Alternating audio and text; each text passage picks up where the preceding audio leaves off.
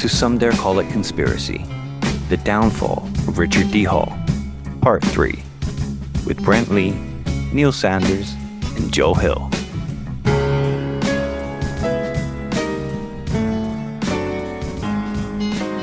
On the 24th of May 2023 in the Mirror, Manchester bombing disaster troll asks fans for lawyer tips to fight civil case.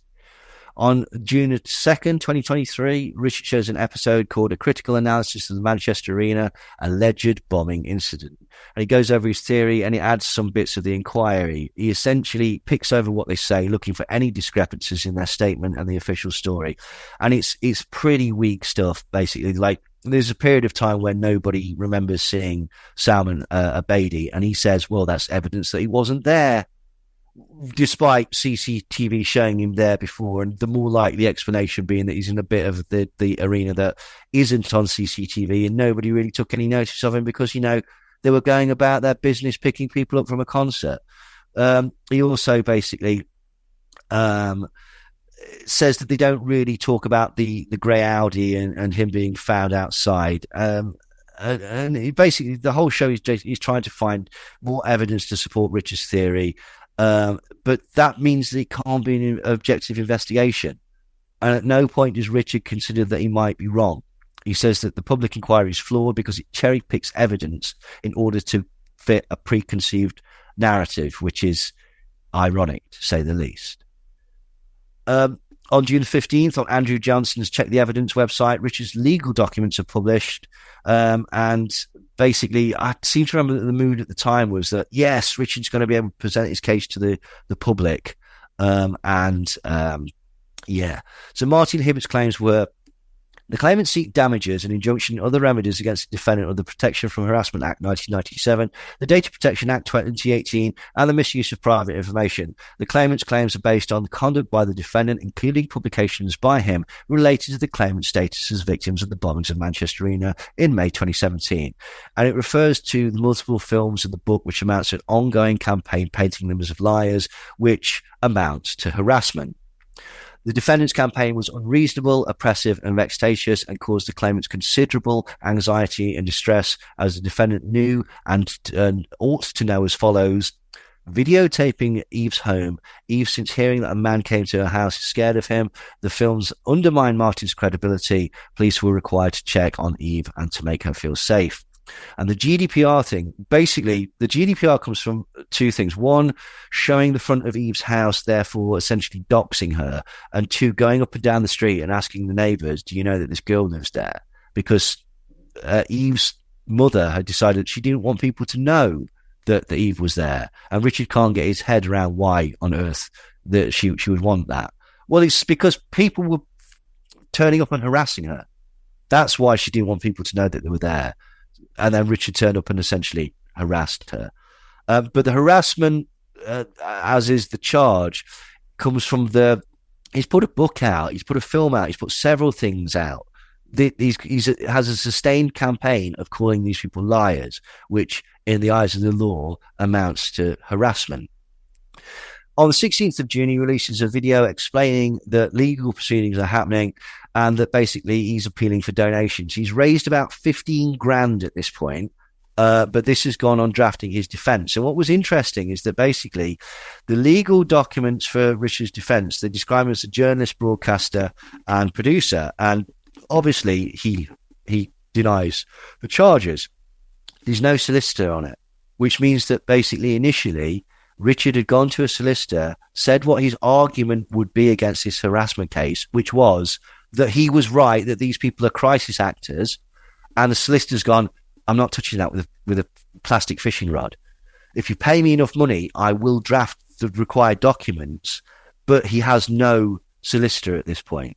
And so his defense is that what the claimants are saying is not true, and that he doesn't believe a bombing took place, and that it is his opinion, which he has a right to, and it is a matter of public interest. And he states that the harassment element amounts to a form of censorship simply because he has views that are different from the narratives presented in the mainstream media. He hasn't seen proof that Martin and Eve are who they claim to be, and demands to see evidence that they are father and daughter. He wants to see their entire medical records, and he wants to see proof that they were at the Manchester Arena. He claims in his legal documents that no death or injury happened and that Salman Abedi did not die. He also specifically denies that either of the claimants were injured on the night in Manchester. The defendant requires the claimant to prove he's paralysed and wheelchair bound, which is pretty disgusting. It also explains that Richard runs a website and produces films, and it reiterates his theory that no one was died or seriously injured, that the bomb was a prop. It talks about MI6. It talks about David Shayler, connections to MI6. He talks about the reports of the car being stopped, reports that TATP should explode differently, that Bickerstaff is an actor, that all of the injuries look staged, and that all of the people who are supposedly dead are abroad or somewhere else living the life of Riley. So when Richard says that he wasn't allowed to present a defence, that's not true. Richard has put forward a defence in the documents that he's presented. He also later presents what's called a skeleton defence. It is simply that the court, we'll come on to that basically, but he also complains that because he's a journalist, he can't possibly harass people, which is ridiculous. Now, what's interesting is in August of 2023, Richard does an interview with the Light newspaper. Right, the Light newspaper is a mental conspiracist, far right leaning politically, absolute full of tripe, and they had the sense not to print. They refused to print this interview with Richard because they felt that what Richard was saying was libelous. Yeah, you can't even find that interview on Richard's website anymore. He scrubbed it. And we found it because we discussed it in our long form podcast. But we even said at the time, if the Light newspaper, which is scurrilous and scant with facts and evidence, decided to go, whoa, we're not printing that, that's offensive, then it shows you, yeah, absolutely. But in the article, he complains that his gripe is, I haven't seen any pictures of dead children. And he also basically goes on about the statement analysis. It's ridiculous. He does the comparing the scenes of the Soho bombing and Omar bombing to Manchester, which is just really, really silly, basically. And he suggested the government should release pictures of dead children, but put an age restriction on the images because that would be all right. Have you seen the Talisa sex tape? Probably. That's not even supposed to be on the internet, let alone have a age restriction. My point being, things get out. Putting it, it's a grotesque request. Aside from anything, I'd like to see the pictures of dead children to prove that they're dead. But the idea that basically, you could stop people who didn't want to see them coming across them by putting an age restriction on it. Just grow up. And his former self would have also agreed with that. Exactly. This is the point. This is what's so interesting about this, is seeing how far he's actually come. And he basically says the intention of this legal action is to get an injunction against me and bankrupt me. And if that were to happen, it would have serious ramifications for freedom of speech. You're not fucking Nelson Mandela. You're a man that thought kids weren't dead. There is a difference. Anyway, on the 22nd of November 2023, he doubles down again. He releases Examining Evidence of the Alleged Victims of the Manchester Arena Bombing, or A Table of Two. And this is because Martin re-released a photo of himself and Eve having a meal in a restaurant just prior to the Ariana Grande concert. And he basically put this out to say, well, look, here's some evidence that I was actually there. Now, obviously, Richard doesn't agree with this. Richard says, that could have been filmed anywhere, photographed anywhere at any time. Now, one bit of thing that we didn't actually discuss, because I didn't know this at the time in our long form investigation, Martin had released that photo before. Do you know when he released that photo? On the day of the concert. He released it just after having taken the picture on his Facebook. Then, obviously, being involved in the horrible tragedy, he removed it because he didn't want people to use that photo. It's his daughter. He didn't want the press getting hold of it, etc., etc., etc. Dozens of reasons. But yeah, I didn't realise that photo has been out for 6 years at this point. It's just that Richard didn't believe it, basically. So Also, this is the point. What happens is that he says that Martin is applying for what's called a summary judgment, which Richard says basically means that he would be allowed to present his defence. Now, that's not true. Well, it is true, but it's not that he's not allowed to present his defence. It's that they've looked at his defence and they've basically said none of this meets the category of defence that would prove anything. None of the bits of evidence stand alone. They all require propping up by something else. And they're all your opinion. You haven't provided evidence that's like, if you showed me a photo of Martin paralysed in 2013, that would be evidence. If you showed me evidence of Martin being paid by crisisactors.org, that would be evidence. If you showed me someone that was supposedly dead on a ride in Disneyland in Florida after they were supposed to be dead, that would be evidence. You haven't shown any of that, so this doesn't meet the threshold of evidence. Therefore, it would fail. Therefore, you're not allowed to present it as evidence. You can talk about it, but you must understand that this has no chance of success. Yeah, so like, I'm saying this from a New South Wales perspective in Australia, but generally speaking, we share a little bit of jurisprudence across the pond. There are rules of evidence. There are basic rules of evidence, and lawyers know them. And if you can't meet those rules of evidence, it's not submittable. I would imagine that what's happened here is that basically all the things that were submitted just didn't meet that threshold. And these are very basic rules. They're in statute. They're the sort of thing you learn in, second year of law school. And if you like, it's insane to think that a solicitor would even try and bring things that didn't meet that threshold. Well, they can be sanctioned for that. Well, he hasn't got a solicitor at this point because nobody will touch it. So he's defending himself at this point. Like, and that's but that probably should have been a bit of a clue that every lawyer that you've been to has gone, no, this won't work. No, this isn't evidence. But if they try and run that evidence, they will get sanctioned by the Law Society or whatever is in the UK, and they might have their practicing certificate taken away from them. It's hearsay and conjecture, essentially. It's Richard doing exactly what he said years before that you should never do. You shouldn't look at something and just like go, oh, I think it's that. You shouldn't go off someone else's opinion. You need to speak to first-hand witnesses and find primary evidence. A photograph is not primary evidence. A photograph is completely open to interpretation.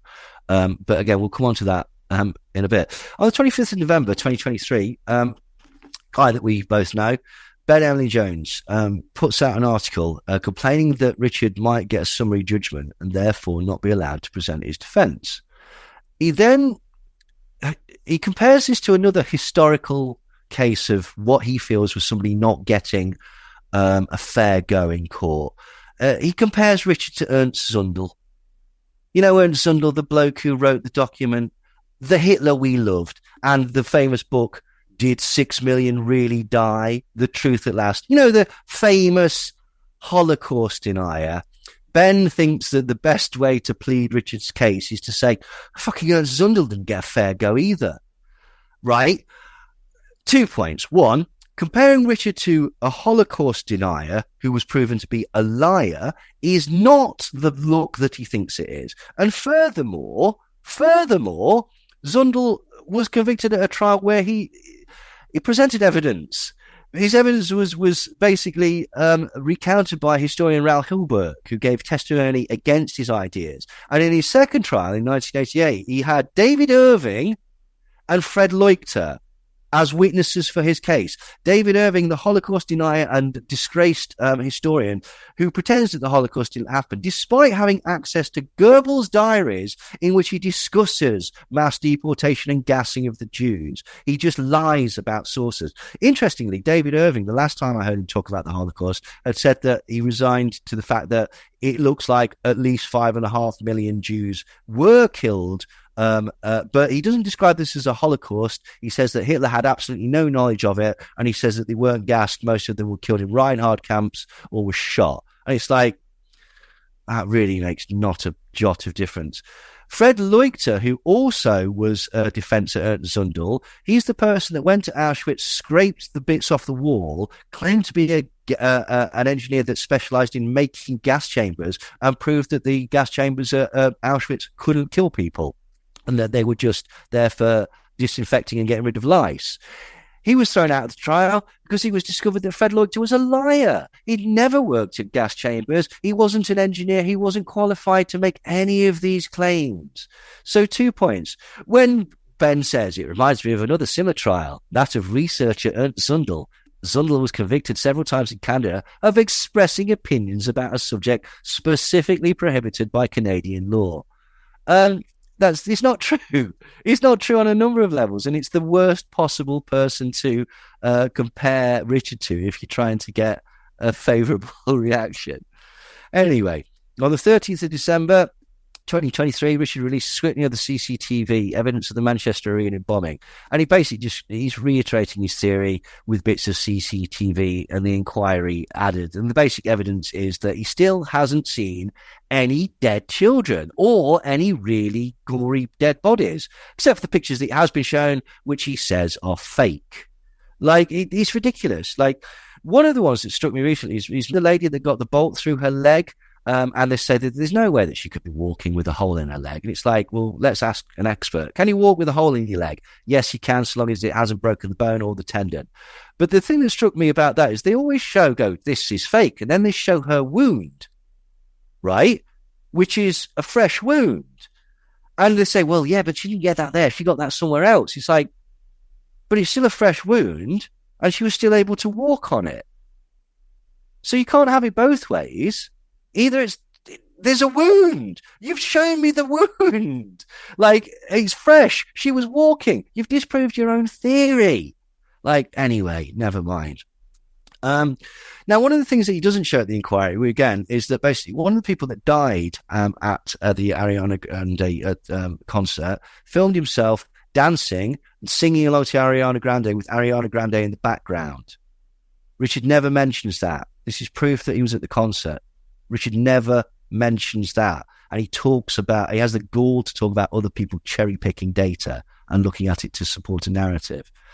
But basically, yeah, again, this film is nitpicking. There's literally nothing of significance to it.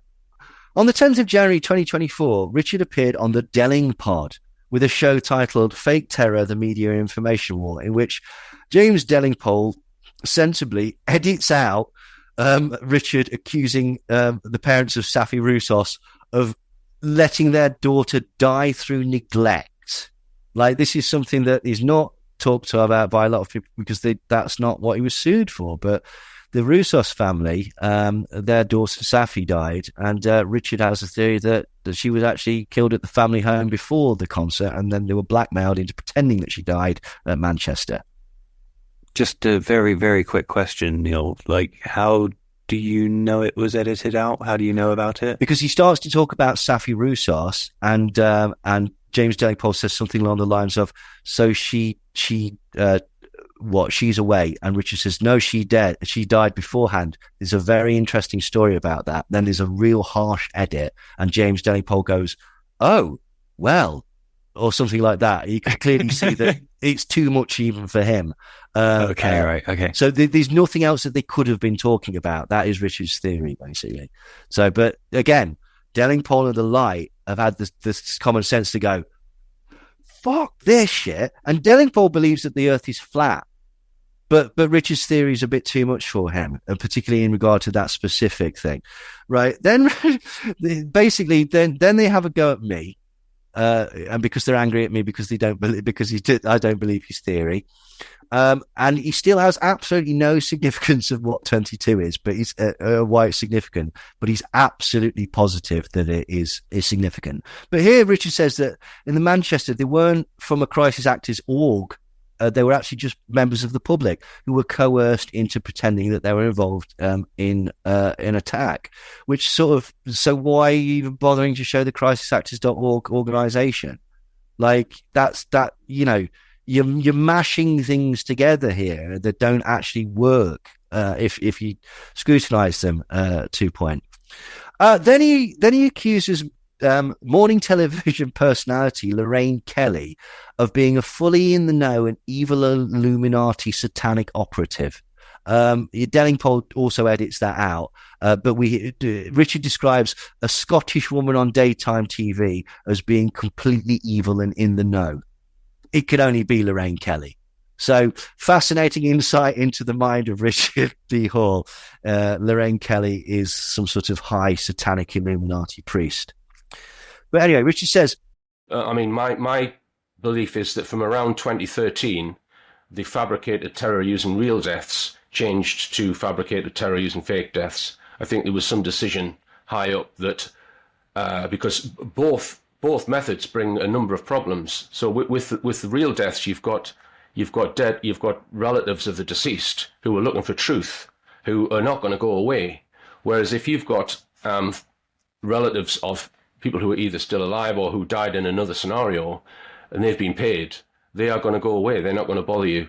So, but then it's a higher level of fakery, because if you are going to kill people in a staged attack, i.e. a false flag attack, where it's not the person that you've blamed it on, it's a lot less complicated, because you're just planting a bomb and you're going to kill people. Whereas to stage the entire aftermath and fake the injuries, etc., it's a lot more work involved, which is what I would suggest they've done in Manchester and a number of other incidents. So it's more complicated, but I think the actual dealing with some of the problems afterwards, if they get it right, it could be easier for them. So basically, that's Richard trying to explain why everyone said to him, that won't work, this is stupid. And if we're honest, that's really not coherent.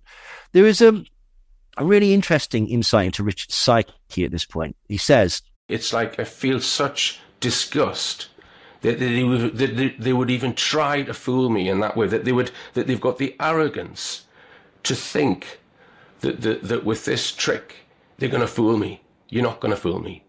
You're not going to get away with it. I'm going to expose you. Don't try and fool me. Don't try and think you're cleverer than me.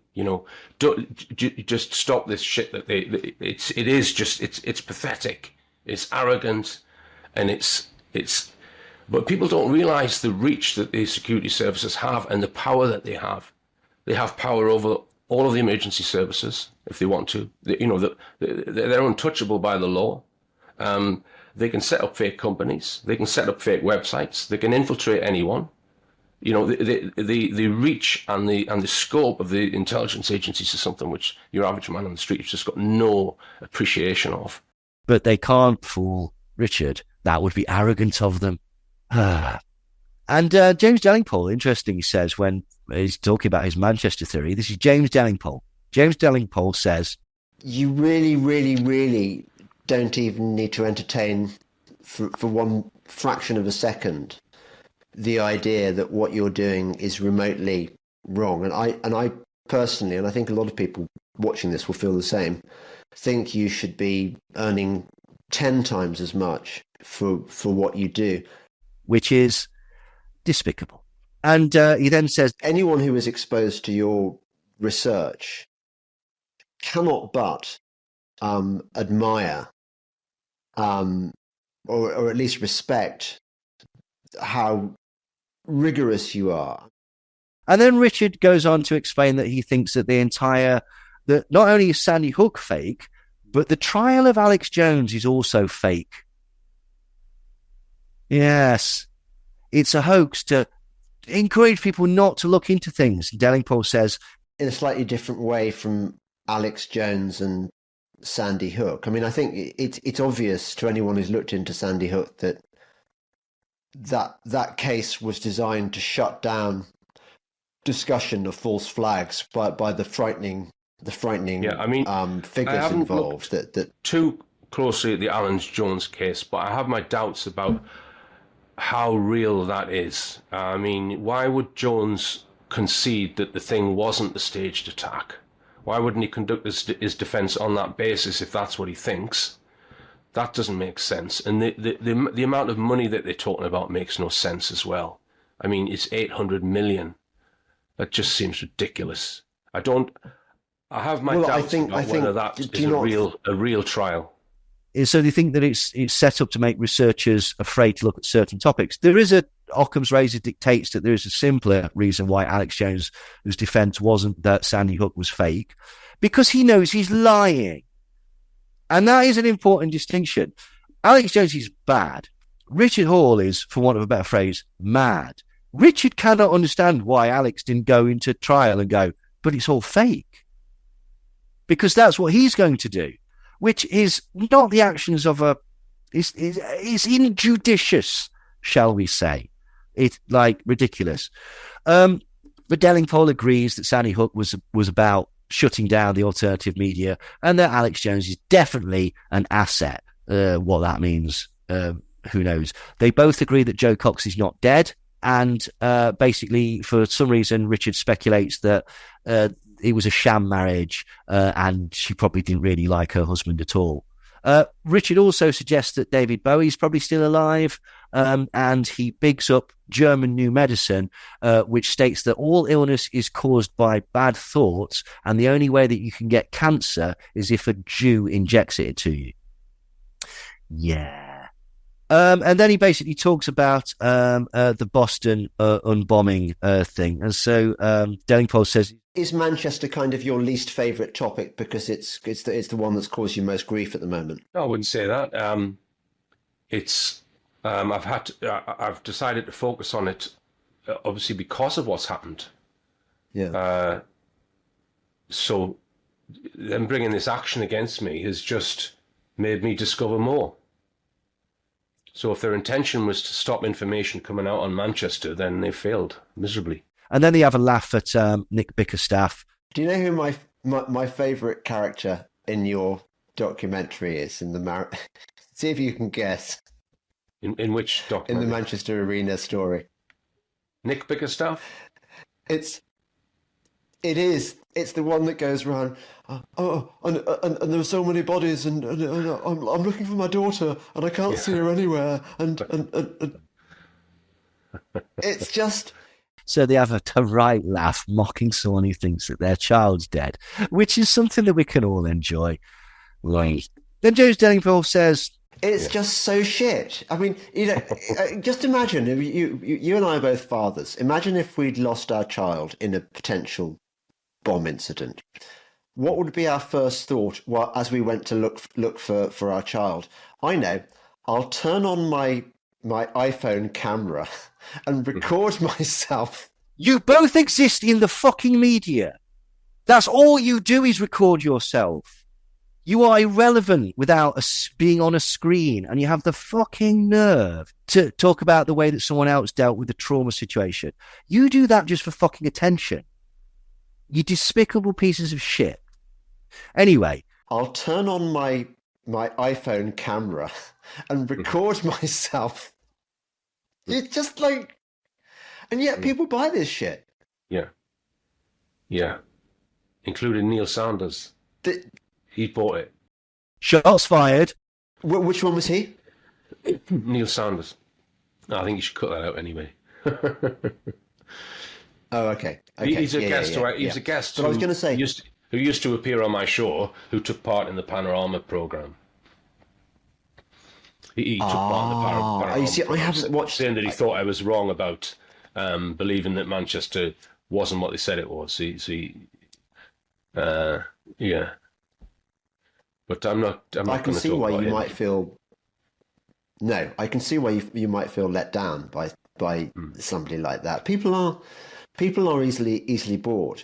Fuck you both. You despicable shits. You deserve everything that you get. You piss poor journalists. You grifters. You just shit. You failed at humanity. Fuck off. Anyway. Then Delingpole compares himself and Richard to judges in Italy that were killed by the mafia, and he also suggests that the earth might be flat. Richard thinks that that's probably not true, but they both agree that Paul McCartney was probably dead and replaced ages ago. Anyway, so we're on to the court case finally. So Monday the 29th of January 2024, Richard has his first court hearing, and he has no barrister to defend him. He has just a Mackenzie friend who says that they are a retired solicitor giving him advice, but not really. Ben Emlyn Jones was there, and handily he did a write-up of the case. I'm going to skip the bit where Ben Emlyn Jones says that he's scared by the dark energies of the building and that it reminds him of Dracula's castle, as I'm sure that's like, it's just a creative flourish, and it should never be taken as a indication that Ben is an extremely credulous man. No, it's just artistic license. Anyway, the hearing only lasted about an hour and 3/4, and it was actually quite simple. I didn't take down any written notes because I wasn't sure how it would look to do so, but I didn't feel that this was the need to do so, really. This was not Richard's trial, just a preliminary hearing establishing the rules of the future full trial. But it's vitally important that I explain here. The claimant's barrister began by explaining why he thinks all Richard's evidence should be struck from the record. This was, he said, because all the facts of the Manchester Arena attack have been established by other proceedings, such as the Manchester Arena inquiry. He also provided some reports from Martin and Eve Hibbert's doctors. The facts don't need to be disputed because the facts are legally agreed upon already. No, they've provided the evidence, just not to Richard. They actually provided all of Martin and Eve's medical documents, and this was observed by a third party.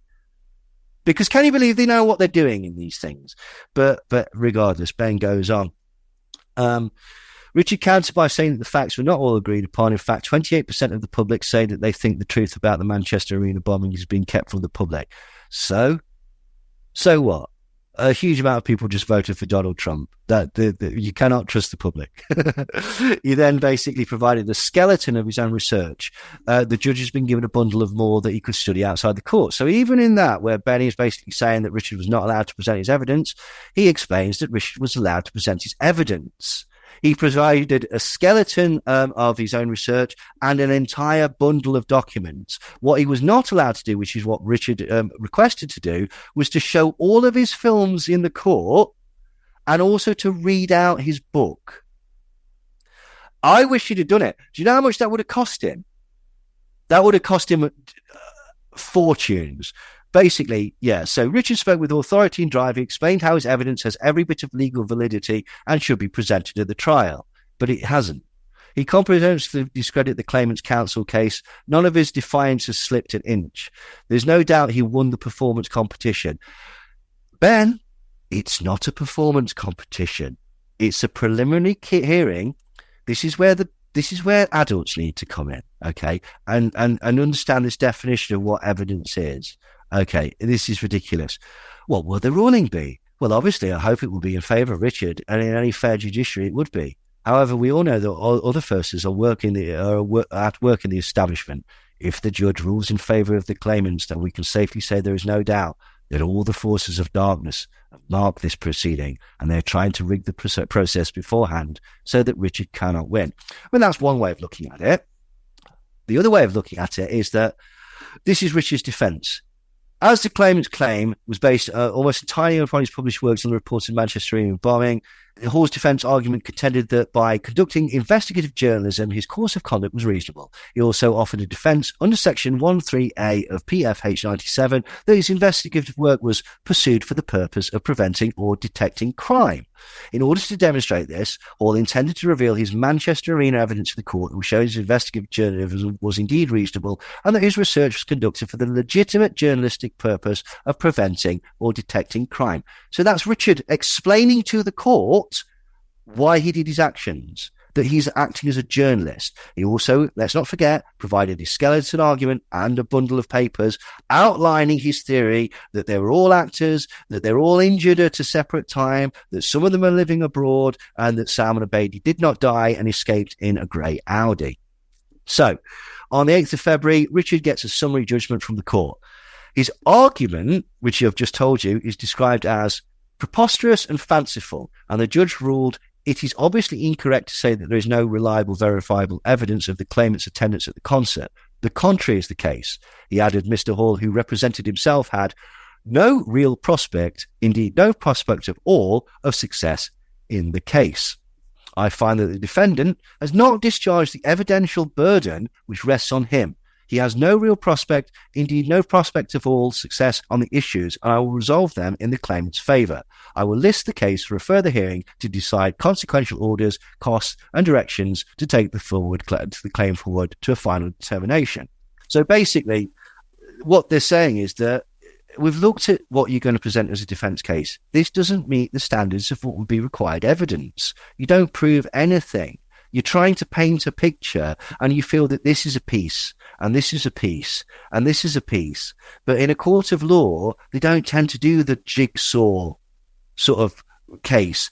Don't worry, once you've got this on board and this on board, it'll all become clear. That's not how it works. You have to show every single bit. And when Richard's saying, I don't think someone could walk with a bolt in their leg, I don't think that is enough blood, I don't think that that person is reacting in the way that they should be reacting.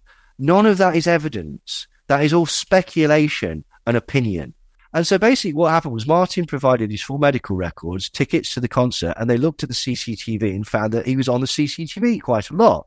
Let's be fair, Richard was not allowed to look at this, but Richard's just a member of the public. The onus is on him to prove his case, right? And he didn't, because it was looked at and decided to be implausible. In fact, the judge said, I've already referred to the inherent implausibility of the defendant's staged attack hypothesis, while acknowledging the issues as to the claimant's presence of the attack and the attack itself are separate and distinct. Once the defendant's general hypothesis has been rejected, as I have rejected it, it is unrealistic to maintain that the claimants were not there and were either not severely injured at all or acquired their injuries earlier and by a different mechanism than the bombing. Indeed, the latter points are simply preposterous. Although Richard's beliefs may be genuinely held, his theory that the Manchester bombing was an operation staged by government agencies in which no one was genuinely killed or injured is absurd and fantastical. Now, this is my opinion. Richard doesn't actually offer any evidence. No evidence. There's none in his book. There's none in his film. He offers hearsay and conjecture and his interpretation on and opinion on things. There is not a single piece of Richard's evidence that either stands alone to show something strange or that doesn't have another simpler explanation. Richard started at the standpoint that crisis actors are a thing used by the state in recent so-called terror attacks, and he was convinced by Nick Colostrom that everything it is fake. So when he came to the Manchester Arena, he's already done what's called colour the narrative. He's prejudiced his investigation by starting with the idea that it's fake and looking for explanations of that. He didn't follow a line of evidence that suggested no other alternative than a hoax. Any evidence of a hoax relies on the framing that it might be a hoax. And the best example is the photographic data that seems to indicate that the picture was taken the day before. And this was the initial linchpin of Richard's argument.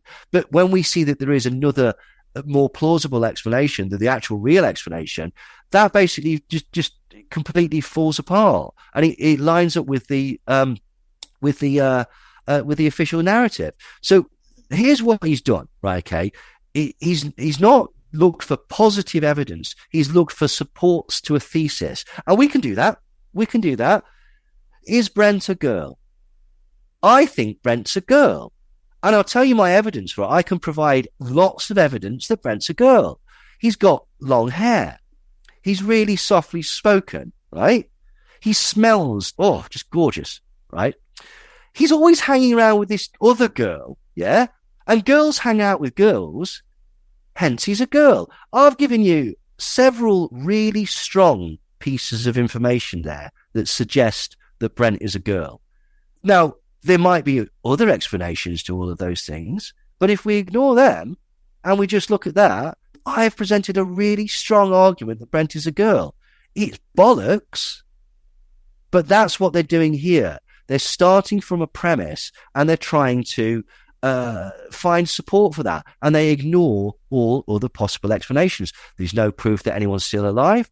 There's no proof that anyone faked an injury. There's no proof that crisis actors were involved. There's no proof of intelligence agencies involved. There's no proof of any fakery. There is your opinion, your hearsay, and your conjecture. It's like this. It's like saying, I think the dinosaurs still exist.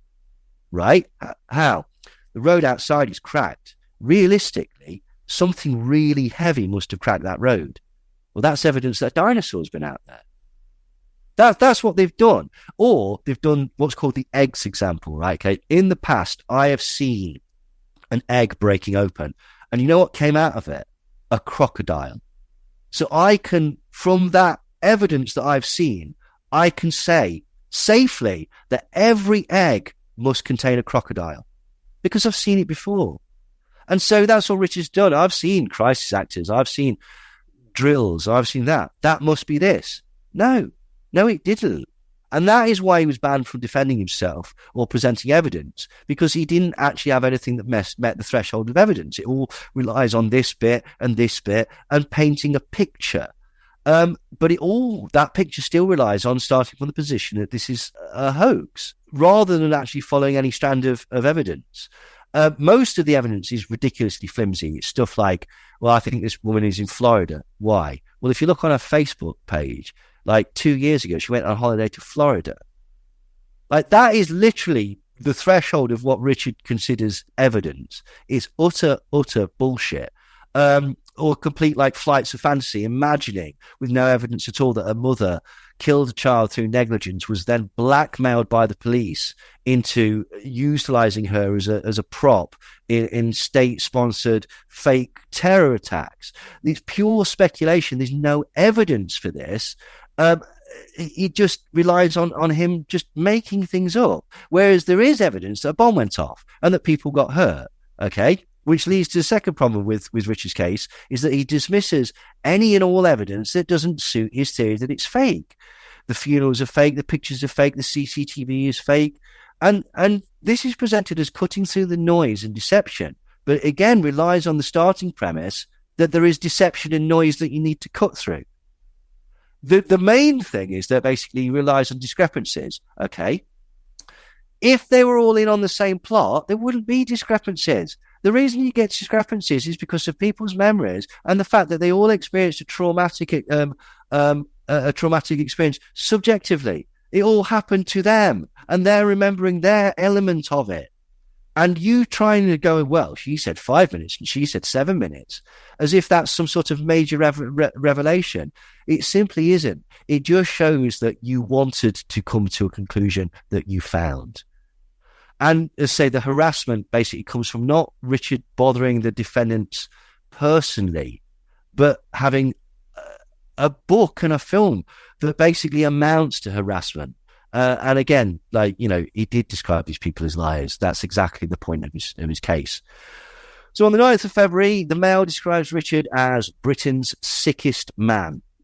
And on the 22nd of February, Richard releases another hour-long film, basically saying that this case is all censorship and it's been designed to prevent him from presenting evidence. And he's angry because he's not been given access to Martin's private medical records or the CCTV footage. And they've still not shown him a picture of a dead child. But now here's an interesting bit, because Richard says that he didn't hide the camera in the garden. We've all seen the film. He's put the camera in a plant pot. And you know, we could all be mistaken for thinking that was Eve's garden because that's how it's set up in the film. It's all right, though, because Richard's got a totally not creepy explanation for that. What he says is, I did not put a camera in anyone's garden. I put a camera inside my own vehicle, which was parked in a public place. Oh, well, that's all right then. I did not put a camera in anyone's garden. I put a camera inside my own vehicle, which was parked in a public place. The video that I showed of a camera in a garden was at my mother's house, which I was testing out to see if it would be of any use. Any use for what, Richard? What was this practice run of hiding something in someone's garden that you filmed and then tested to see if it would be for any use? What was the expressed purpose of that? Was that so that you could film a child to see if they were lying about their disability? Because I can't understand why you would have tested putting it in somebody's garden if that wasn't an idea that you had. It doesn't really make any sense. Oh, I'll put it in the garden because that's something that I definitely know that I don't want to do. I'll just test to see if it's any use. So, come on. Let's... Anyway, he says that he'll appeal. Anyway, on the 13th of March, Richard has a case management hearing and he requests an appeal, and he's denied, but he's told that he can basically appeal through the courts. But essentially, he's saying that, look, I think that I'm right. I think that the evidence shows that no bomb went off and that the claimants are lying. Also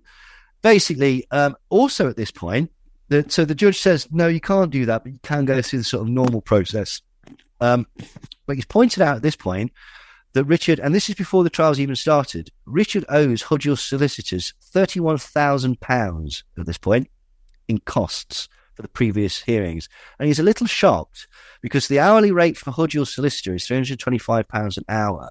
And Richard says, well, I've been told that it's about £200 an hour. And they say, look, this is London. We can charge £600 an hour. But the long and short of it is basically you owe us £31,000. Richard also basically says, by the way, can I sue Marty for defamation because he called me a liar on GMTV? But the judge explains that that's just not how it works. On the 10th of April, Richard appeals, and his appeal is basically he's right and that Martin is lying. And there's no proof that he was in the arena or that he got his injuries there, despite the court having seen his medical records. And he links to Operation Northwoods and Gladio in this documentation. And it also, to the court, he lists a load of famous false flags, including the 1993 World Trade Center bombing, which he says was an inside job, which it wasn't. He also includes an Ian Davis article, which is called False Flags Attacks Used to Shape History. And he lists the Gulf of Tonkin, the sinking of the Lusitania, and how the New World Order took over the world with the Federal Reserve. What a prat that low talent man is. He then Talking of terrible journalists and he's awful. Yeah, again, but he's another one that doesn't understand what evidence actually is.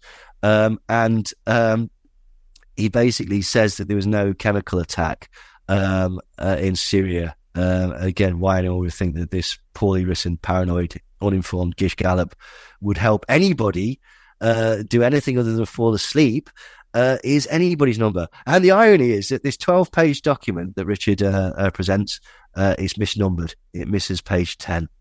In the spirit of openness, I suggest everyone go and read the 10-part article that Ian Davis wrote about our 8-part series. For a good laugh, I think by the way. I mentioned it there, I think, which was good fun. Oh, it's dreadful. Anyway, so his appeal is refused. It wasn't page 10, it was page 3. This is embarrassing in court. The applicant has put forward 11 grounds of appeal, although the document was numbered 1 to 12, but there is no ground 3. But they all come down to the allegations that the master failed to address sufficiently the applicant's evidence, failed to give adequate or sufficient reasons, early in applying of the Civil Evidence Act, and that the grant of summary judgment on the identified issues has deprived the applicant of a fair trial by preventing him bringing evidence and explaining his full case at trial. In my judgment, none of the grounds of appeal have a real prospect of success, and there is no compelling reason for the appeal to be heard. Adding, as regards issues 2, 3, and 4, the applicant's evidence asserts the lack of concrete evidence that the respondents were at the Manchester Arena, speculates that they might not have attended the concert, and while accepting their injuries, hypothesizes that those injuries might have been suffered on an early date.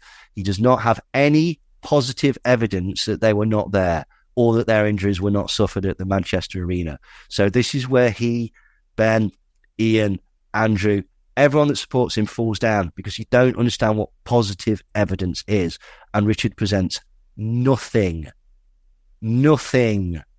absolutely nothing other than his own speculation. On the 25th of April 2024, Richard releases a film about the Irish Light journalist Gemma O'Doherty. And Gemma O'Doherty has basically attached herself to Richard because she thinks that she can use him by saying that his case is a free speech issue, just like her case is a free speech issue. But her case isn't a free speech issue. She's just a terrible person. She found a teenager that died and started using his photo to spread anti-vax sentiment. The mother of the teenager got in touch and said that the boy had sadly taken his own life, and it was nothing to do with the vaccine. And Gemma O'Doherty decided that she would continue to use this picture because it was a compelling story. It's just as simple as that. And for Richard to align himself with people like that shows either that he's a cunt or that he's desperate. And it's probably a little of column A and a little of column B. So on the 21st of June, Richard's hearing takes place. So on the hearing, Richard wrote, the hearing on the 21st of June lasted longer than the allocated 1 hour. It lasted nearly 2 hours. At the end, the judge, Mr. Julian Knowles, decided to reject my renewed application for permission to appeal. He said that he will be providing a written judgment. I will post the judgment when I receive it. I was represented by a barrister, and the hearing consisted mainly of legal arguments because the actual evidence was not the main subject of the hearing. The purpose of the hearing was to try and demonstrate why the previous two judgments were wrong to uphold the judgment application. I will also publish our skeleton argument prepared by the barrister, outlining his legal arguments, which were to be put to the judge. So again, he did actually present his argument. He was just told that it was rubbish. There were some very interesting exchanges, but won't go into them here. I was unable to publish details of the hearing earlier, yada, yada, yada. So if you read the skeleton argument, you will see that it involves expertise in the understanding of the law and understanding other previous cases. Preparing such document costs money, which has been provided by viewers and supporters of Rich Flag TV. So Richard at this point is represented by former UKIP member Paul Oakley. I don't know, but I get the impression that they're using Richard, but also he's got very, very limited options. So the 22nd of June, the trial begins, and Richard writes, the trial started at the High Court in London. It lasted just under 4 days. No verdict was given. The judge has reserved judgment until probably October 2024, when the judgment will be given in writing. Now, during the trial, Paul Oakley blames Martin Hibbert and Eve Hibbert's mother for any stress that Eve has suffered, because even though Eve didn't actually see Richard, they told her about Richard. And so Paul Oakley's defense is, you are what caused your daughter trauma, which is not only despicable, but also screws himself, because it points out that what Richard did was likely to cause trauma. So he's just admitted it. This is not a great lawyer, I don't think, to be quite honest. Wow. So, Mr. Price, what about Richard basically tries to imply several times that he was actually influenced by Genevieve Lewis and that it wasn't his opinion. He tries to throw Genevieve Lewis under the bus during trial. He says, what about casting doubt on the veracity of their claims to having been involved in the bombing? Is that fair to them? And Richard says, well, it's the opinion of a statement analysis who has passed a number of courses in statement analysis and gives that as an opinion. So, yes, I believe that's fair. And Mr. Price says, just bear with me. You accuse Martin of storytelling and being deceptive about his and his daughter's injuries. And Richard says that's not true. It was Genevieve Lewis. She was the one that said that, to which it's pointed out, yeah, but you published it. So anyway, on the 23rd of October 2024, the claimants have succeeded in their harassment claim. And there will be a public hearing at the High Court on Friday, the 8th of November, with a time estimate of half a day. The issues of the hearing will be remedies and harassment claim, determination of liability and remedies on the data protection claim, and costs.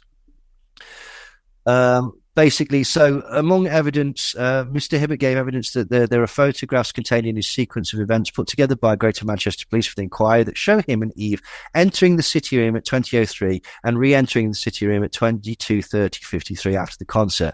Mr. Terry Wilcox, the solicitor of Hudgels, who was instructed by the families of two of the deceased in connection with the inquest into their deaths, explained that Hibbert versus Hall approved judgment images of the distressing nature were not put into the public domain by the inquiry to respect the privacy and dignity of the victims and those bereaved by their deaths, as well as to protect the public more generally from the distressing images. So can you believe that's why they didn't show pictures of dead children?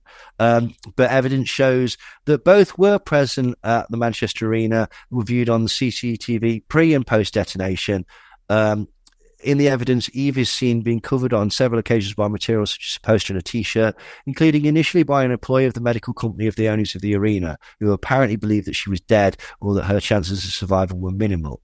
They also provided ticket stubs, and other evidence that they were there was noted, such as the medical responders and other eyewitnesses, paramedics that treated him on the day, that sort of thing. So unless all of this has been fabricated just to get on Richard's nerves, apparently, then Richard's wrong.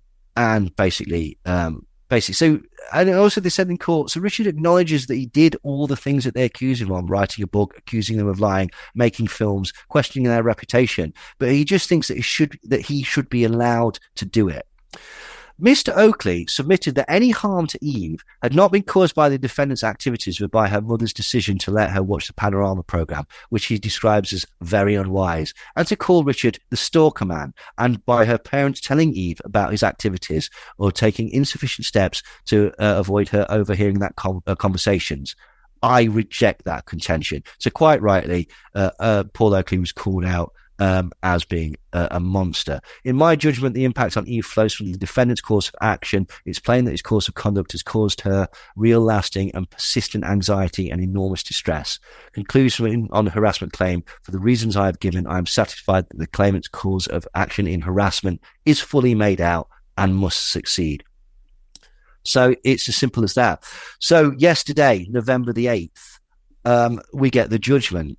And initially, Martin, and I realised that they'd asked for this. They asked for £75,000 in damages.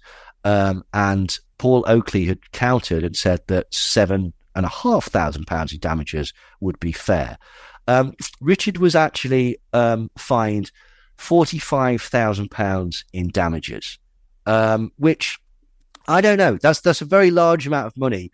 I think I expected more because of recent Lawrence Fox cases and things like that, so I'd probably got it into my head. But during the court case, it was revealed that Richard has sold 600 copies of his book. 600, only 600 copies of his book, and he lives on an income of usually less than £10,000 a year. He owns his own house. But basically, £45,000 is a huge amount of money for Richard. But it's not over there, because he also owes £31,000 for the costs. But it goes even further than that, because he also owes 90% of Martin's costs for the current case. Now, it's not been finalised, but it was estimated that currently costs stand at around or just over £260,000, of which Richard has to pay £234,000. So although Richard was actually fined £45,000, when you include costs, he's actually currently owes over £300,000. He also has his own costs for the time of Paul Oakley, and he's also been given an injunction. And I don't know what this injunction was, because all we've got is that there's been an injunction so that he can no longer further harass Eve Martin, and I believe any other victims of the Manchester thing, but that's not come out exactly what the terms are. But Paul Oakley described it as a blanket ban on Richard Hall's output, and said that it was far too wide. But he also called the Hibbert's estimated costs as jaw-dropping. Now, Justice Steyn said that Hall's account was preposterous and untrue, but she actually accepted that he continued to believe what he said was true. She said that both father and daughter were vulnerable and the harassment had been prolonged. She also imposed an injunction on Hall aimed at stopping him harassing the Hibberts in future. The Honourable Mrs. Justice Steyn and Mr. Hall said that Mr. Hall had been blinkered in his beliefs, and his approach was to treat the statements of numerous people and professionals, including Mr. Hibbert's surgeon, as well as an independent panel and figures in authority, as of no value. And I think it's fair that we give the final word to Martin. Martin stated that the judge had found that Mr. Hall's actions amounted to harassment, and they caused added alarm, distress, and anxiety to both me and my daughter. It was oppressive and unacceptable. Freedom of expression provides protection for journalism, but Mr. Hall has abused media freedom. He repeatedly published false allegations and dismissed the tragic reality which so many ordinary people have experienced and continue to live with. His abhorrent behaviour had to be challenged, not just for me and my family, but for others too. I am pleased with the judgment and the comments of the judge as to how unacceptable Hall's behaviour was. It was a comprehensive victory for us. They want this case to open the door for change and for it to protect others from what we have been put through. The case has highlighted and proved that there is protection within the law, and it sends out message to conspiracy theorists that you cannot ignore all acceptable evidence and harass innocent people. So that's where we stand at the minute. How Richard will pay for this, I have absolutely no idea. What are the consequences if you can't pay for this? I have absolutely no idea. Whether Richard will be able to crowdfund over £300,000, I have absolutely no idea, but I would seriously doubt it. But it's just fascinating to see how somebody can start off being relatively sensible, and through a combination of friends, politeness, a refusal to accept anything that comes from an authority standpoint, and an ingrained contrarianism, can literally send somebody spiraling. It's astonishing.